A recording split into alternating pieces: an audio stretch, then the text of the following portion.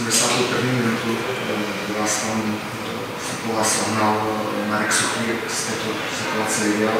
Preferoval sa aj nejak to? Tak myslíte pri čiare? Čo bolo? Ja. Hej, tak mali súboj, sme si dali na telo a ja som ho vyhral a bol som pred ním a ja som videl, že ma trafil medzi nohy, ma to zabolelo, tak som padol a neviem, bolo to na rozhodcovi, či bude červená alebo žltá, ale dal žltú, takže asi správne. Jak moc tento okamžik, protože potom dostal za zápätí druhou žlutou, tak tá druhá červená karta pro Mladoú Boleslav povedala na ten zápas? Tak určite nám to pomohlo k zápasu, druhá červená. Už sme aj videli, ako aj vy, že sme ľahkí na lopte, vedeli sme si dobre prihrať kvalitne a už to išlo samo a pridali sme druhý gól a vyhrali sme 2-0, čo je super, vzadu 0, takže spokojný určite s výkonom.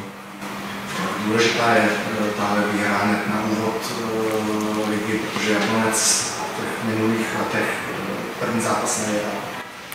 Áno, nevyhrávali sme minulú sezónu, ale teraz sme sa s chalanmi schopili a vyhrali sme 2-0. Určite to poteší prvý zápas, ale teraz nás čaká ďalší, veľmi dôležitý a budeme sa sústrediť celý týždeň naň a dúfame, že ho vyhráme minimálne.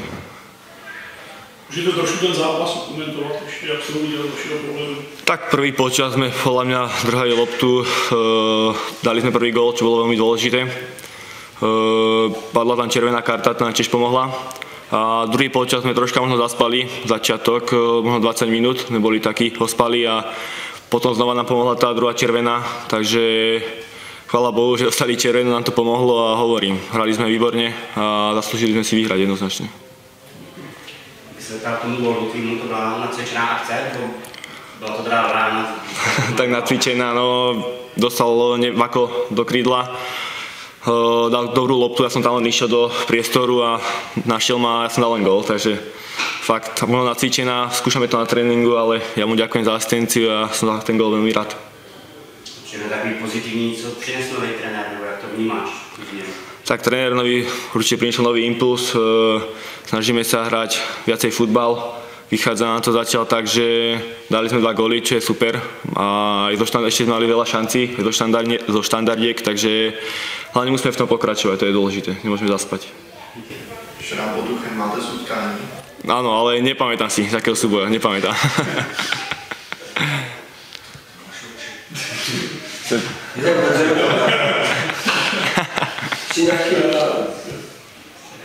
Vy jste si dneska v kabině zvolili vlastně po zápase Vaka jako hráčem zápasu, pro Martinec mu předal takovou novinku, tak jestli o tom může něco říct. Ja som tiež o tom nevedel, popravde, len som videl, že drží nejaké jablko a sme si zvolili Vaka, bo bolo aj vidieť na ihrisku, že 1+1 dal, takže určite mu to patrí zaslúžené.